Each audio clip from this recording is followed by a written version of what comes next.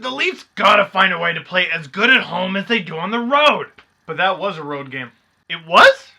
Could have fooled me. Oh my goodness, finally! Good old Canadian fire. Country! Deal with it. Neon smash! Owen Grabowski. GTFO. I got it from afar.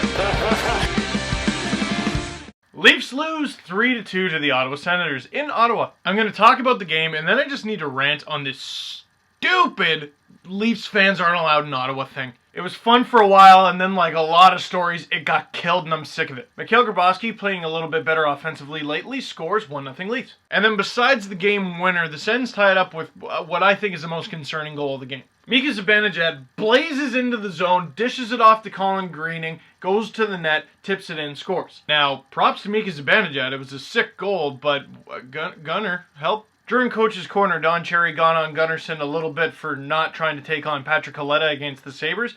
What about this first goal? My main concern with Gunnarsson is he just came back from this hip injury, and then I'm reading that he's saying that he's probably going to be battling this injury all year long, and then that happens? Gunnarsson's not going to be 100% all year? If I hear Gunnarsson say that and then see a goal like that, and I'm John Michael Lyles, I'm friggin' living. Like, how bad do I gotta be that I'm sitting in the press box while this guy is busted up and playing? Even a guy like Komisarek, they might not be quite as good, but the Leafs have enough defensemen that they don't need to be doing this. Eric Condra ties it up late in the second to put the Sens up 2-1, but then the Leafs tie it in the third, Clark MacArthur. Looks like we're going to overtime. LOL no, said the Sens. Colin Greening bats it in with 24 seconds left. Because the Leafs have missed the playoffs so many times in recent years, we often have this conversation.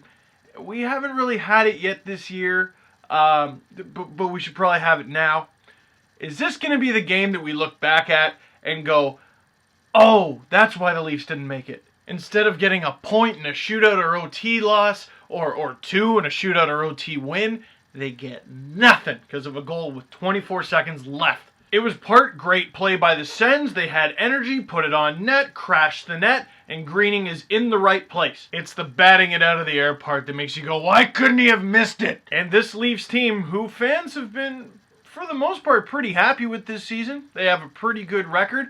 Suffer a crushing loss, which sucks because the Leafs take on the heating up Philadelphia Flyers on Monday, the unbelievably hot Habs on Wednesday, as part of a back-to-back where they play the Islanders the next night, and we all know what happened the last time the Leafs played the Islanders, the Devils, who have been great, then the Sens, who just beat them, which is kind of why I'm doing this video, then the Penguins, and it's not until the Leafs play the Jets on March 12th where you look at that and go, oh, they should win. The Leafs got a really unfortunate schedule over the next little bit. And over that span, some guys are going to be coming back from injury, which is a great thing, but it's also going to screw with things, and you don't really have time to experiment. Okay, now, let's get this stupid friggin' Leafs fans can't buy tickets, or we don't want Leafs fans to buy tickets in Ottawa thing anymore. Let's get a few things out of the way right off the bat. There are more Leafs fans than Sens fans.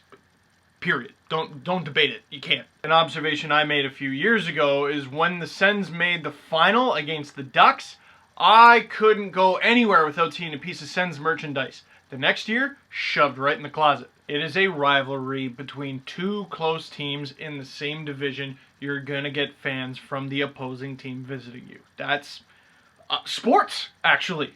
You may have heard. Now, I'm guilty of throwing a little fuel on the fire. I was tweeting, hey, Leafs fans, why don't you tweet about how sober you are? Because the Sens owner said, oh, Leafs fans are a bunch of drunkards. Because no Sens fans drink at any Sens games. And actually, no other fans other than Leafs fans drink at any games. I mean, we serve beer, but like we just did that for decoration. We didn't think anyone was going to buy it. And people started tweeting about the stuff Leafs fans and Sens fans were doing at this game. And then I saw someone tweet about, oh, some Leafs fan rainbowed a beer from the 300s down to the 100s. And what bothers me a lot about that is context. The context in which you're talking about is that is what people are talking about this game. That's the hot button topic. It's going to get you retweets, favorites. People are going to click on your article.